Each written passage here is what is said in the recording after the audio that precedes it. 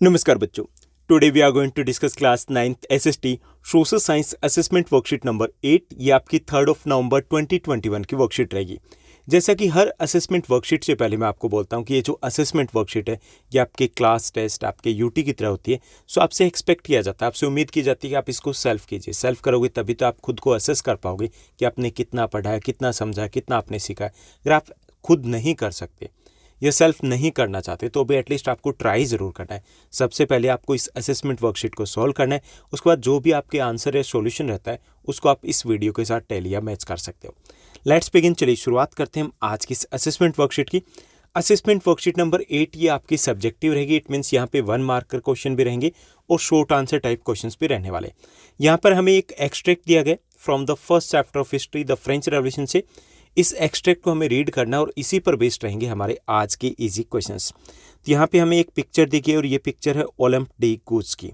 अब ये Olymp de Gouges कौन थी ये हमें इस एक्सट्रैक्ट से पता चलेगा। The life of a revolutionary women Olympe de Gouges 1748 to 1793। ऐसा आप हिस्ट्री में कई जगह पढ़ते हुए। तो 1748 इनका बर्थ ईयर है और 1793 इनकी डेथ ईयर, यानी कि इनकी डेथ होती है 1793 में। तो ओलंप डी कूज कौन थी? Olympe de Gouges was one of the most important of the politically active women in revolutionary France। Revolutionary France की बात करें, यानी कि रेवोल्यूशन का जो पीरियड था उस पीरियड को हम 1789 से लेकर के लगभग 1800 तक ले सकते हैं। तो वो जो पीरियड था जहाँ पर सब कुछ उथल पुथल चलता है फ्रांस में, तो उस वक्त सबसे ज़्यादा जो पॉलिटिकली एक्टिव वीमेन थी वो यही ओलंप डी कूज थी।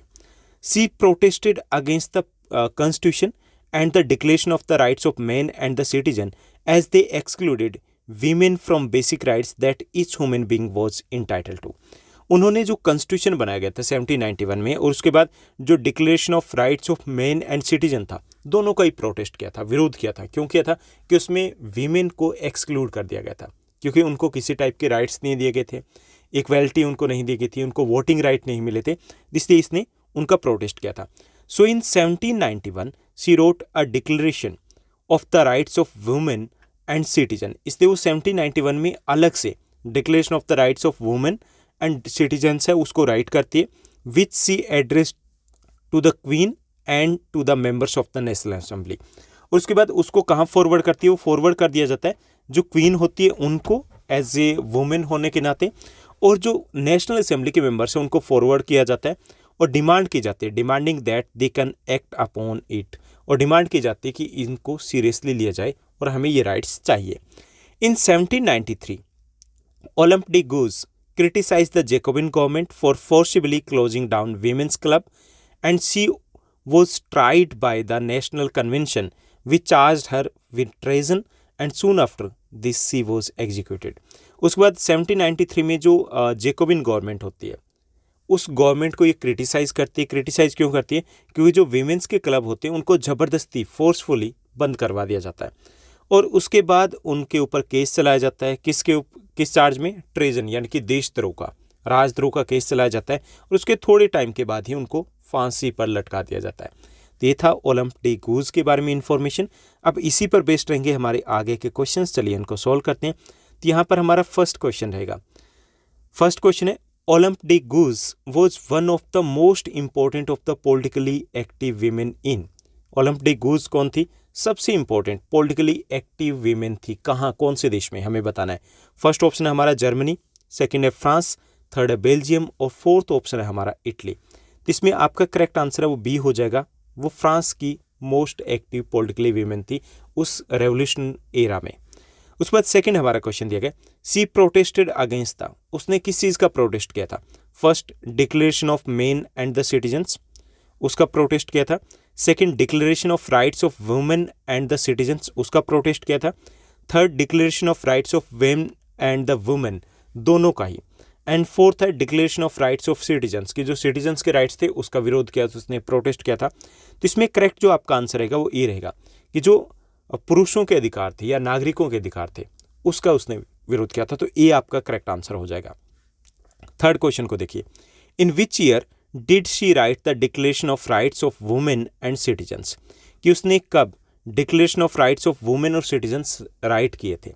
फर्स्ट ऑप्शन है 1748 में, सेकंड ऑप्शन है 62 में, थर्ड ऑप्शन है 1791 में और फोर्थ ऑप्शन है डी 1793 में। तो इसमें करेक्ट जो आपका आंसर रहेगा वो सी रहेगा, 1793 में वो declaration of rights of women and citizens को राइट करती है। तो सी आपका करेक्ट आंसर हो जाएगा।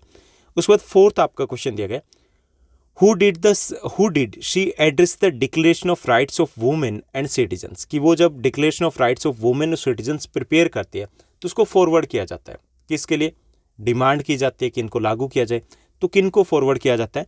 फर्स्ट ऑप्शन है क्वीन को, सेकेंड ऑप्शन है सिटीजन्स ऑफ फ्रांस है उनको फॉरवर्ड किया जाता है, थर्ड ऑप्शन है the queen and the members of the national assembly उनको फॉरवर्ड किया जाता है, फोर्थ ऑप्शन है वीमेन ऑफ फ्रांस है उनको फॉरवर्ड किया जाता है। तो इसमें करेक्ट जो आपका आंसर है वो सी रहेगा, the queen and the members of the national assembly उनको वो क्या फॉरवर्ड किया जाता है? Declaration of rights of women and the citizens है। तो सी आपका यहाँ पर करेक्ट आंसर रहेगा। उसके बाद फिफ्थ आपका क्वेश्चन है, चलिए फिफ्थ क्वेश्चन को देखते हैं। फिफ्थ आपका क्वेश्चन दिया गया कि इन विच ईयर वो शी एग्जीक्यूटेड, किस साल उनको फांसी की सजा दी जाती है, मृत्युदंड दिया जाता है उन्हें? फर्स्ट ऑप्शन है 1791, सेकेंड है 1792, थर्ड ऑप्शन है 1793 और थर्ड ऑप्शन है 1794। तो इसमें करेक्ट जो आंसर रहेगा वो आपका सी रहेगा, 1793। एक बार फिर से क्वेश्चन नंबर 1 to 5 के आंसर देख लीजिए, मैच कर लीजिए। फर्स्ट जो आपका क्वेश्चन दिया गया उसमें करेक्ट आंसर रहेगा फ्रांस, कि वो फ्रांस की एक्टिव वीमेन थी। सेकंड जो ऑप्शन है, सेकंड जो आपका क्वेश्चन है शी प्रोटेस्टेड अगेंस्ट, तो उसमें ये आपका करेक्ट आंसर रहेगा declaration of rights of man and the citizens का उन्होंने प्रोटेस्ट या विरोध किया था। थर्ड ऑप्शन है कि कब उसने जो ओलंपिक गूज है उन्होंने declaration of rights of women और सिटीजन्स को राइट किया था। तो इसमें करेक्ट आंसर आपका सी रह जाएगा, 1791। थर्ड जो है, जो फोर्थ आपका क्वेश्चन है उसमें करेक्ट आंसर आपका सी रहेगा, the queen and the members of the national assembly उनको फॉरवर्ड किया जाता है declaration of rights of women and the citizen. उसके बाद फिफ्थ आपका क्वेश्चन है in which year she was executed, किस साल उनको फांसी दी जाती है? तो इसमें करेक्ट आंसर आपका सी रहेगा, 1793 में। ठीक, तो ये आपके फर्स्ट 5 क्वेश्चन हो गए। उसके बाद नेक्स्ट जो हमारे क्वेश्चन दिए गए क्वेश्चन नंबर 6 to 10, वैसे तो आपके 3 मार्क्स के क्वेश्चन यहाँ पर दिए गए, लेकिन ये एक्चुअली में उतने लेंथी क्वेश्चन है नहीं, ये आपके 1 या 2 मार्क्स के क्वेश्चन है, हम उसी के अकॉर्डिंग इनके आंसर देंगे। तो चलिए इस पहले हम 6th क्वेश्चन को देखते हैं। 6th हमारा क्वेश्चन है who was Olympe Gouges, Olympe Gouges कौन थे? ओलंपिक गूज, यहाँ पे ओलंप ये आ जाएगा, ओलंपिक गूज यहाँ पर भी स्पेलिंग एरर है, ये आपकी स्पेलिंग रहेगी। Olympic Gouges was the French writer, वो एक फ्रेंच राइटर थी और फीमेल रेवोल्यूशनरी थी, who fort for women's right and the abolition of slavery. यानी वो कौन थी? एक फ्रेंच राइटर थी, लेखक थी और एक फेमस रेवोल्यूशनरी थी, एक फीमेल रेवोल्यूशनरी थी, एक महिला क्रांतिकारी थी और उसने संघर्ष किया था, किसके लिए स्ट्रगल किया था? फॉर द वीमेंस राइट्स, महिलाओं के अधिकारों के लिए, और सेकंड अबॉलिशन ऑफ स्लेवरी, जो दास प्रथा थी उसकी समाप्ति के लिए। उसके बाद नेक्स्ट आपका क्वेश्चन रहेगा सेकंड, जो नेक्स्ट क्वेश्चन है आपका 7th question, what were the shortcomings of the declaration of rights of man and the citizens. अब ये बार बार वर्ड आ रहा है, declaration of rights of man and citizen, ये क्या? जैसे अपने यहाँ पे फंडामेंटल राइट्स है ना, वैसे ये फंडामेंटल राइट्स है, लेकिन क्योंकि यहाँ पे मेन वर्ड इसलिए यूज किए गए क्योंकि ये शुरुआत में सिर्फ मेल के लिए था, ओके, फीमेल के लिए नहीं था, ओके। तो यहाँ पे हमें बताना है कि जो declaration of rights of man and the citizen था तो उसकी कमियां क्या थी? ओके, 2 कमियां थी इसमें। पहला, declaration of rights of man and the citizen didn't say anything about the role of women, उसमें महिलाओं के लिए कुछ नहीं था कि महिलाओं को, वीमेन है उनको राइट्स मिलेंगे नहीं मिलेंगे, क्या मिलेंगे, उसके बारे में कुछ भी नहीं था, इक्वालिटी नहीं थी बिल्कुल भी।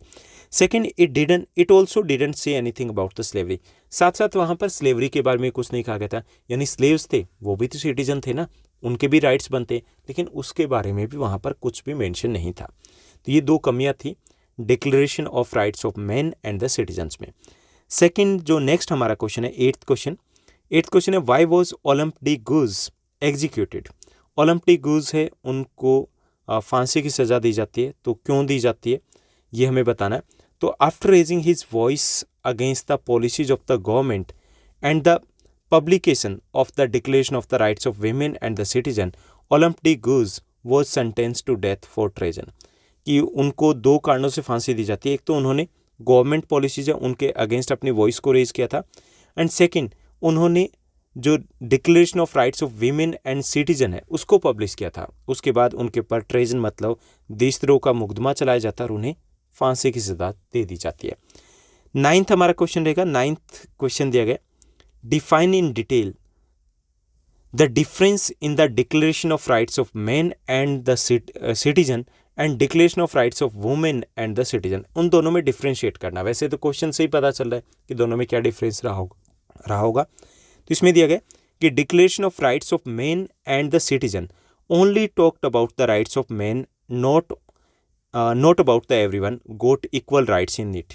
यानी कि पहला जो डिफरेंस था कि जो declaration of rights of man और सिटीजन था उसमें केवल जो मेन है उनके राइट्स की बात की गई थी, पुरुषों के राइट्स की बात की गई थी।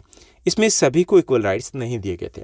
जबकि हम बात करें declaration of rights of women and the citizen की बात करें तो यहाँ पे women were given equal rights as man, यहाँ पर महिलाओं को एक समान अधिकार दिए गए थे। तो ये बेसिक डिफरेंस था, यानी कि उसमें केवल मेल राइट्स की बात की गई थी, इसमें इक्वल फीमेल राइट्स की बात की गई थी, यानी कि यहाँ पे इक्वालिटी की बात की गई थी। उसके बाद 10th आपका क्वेश्चन रहेगा, 10th जो आपका क्वेश्चन है कि from the passage above do you think revolution for women in France executed in the 18th century. हमें बताना है कि इस पैसेज से आपको क्या लगता है कि जो रेवोल्यूशन हुई थी 18th सेंचुरी में, यानी कि 1789 की जो रेवोल्यूशन हुई थी उससे महिलाओं को क्या मिला था। ओके, उनको कुछ मिला था या नहीं मिला था, ये हमें बताना है। The revolution of 1789 had nothing special for women of France, कि फ्रांस की महिलाओं के लिए कुछ भी स्पेशल नहीं था, कुछ भी खास नहीं था उस रेवोल्यूशन में। Women hoped that after the French revolution they would also get equal rights. महिलाओं को ये उम्मीद थी कि फ्रेंच रेवोल्यूशन के बाद उनको भी इक्वल राइट्स मिलेंगे। Women didn't get the right to vote और other political rights from the revolution, लेकिन उनको किसी भी टाइप का पॉलिटिकल राइट्स नहीं मिलते हैं और ना ही उनको राइट टू वोट मिल पाता है, यानी कि उनको कुछ नहीं मिलता है। तो ये थी हमारी आज की assessment worksheet number 8। I hope सब कुछ आपको अच्छे से समझ में आया होगा। अगर आपको ये वीडियो, ये वर्कशीट अच्छी लगी तो इस वर्कशीट को लाइक और शेयर जरूर कीजिएगा। आज के लिए बस इतना ही। Thank you, bye bye, have a nice day.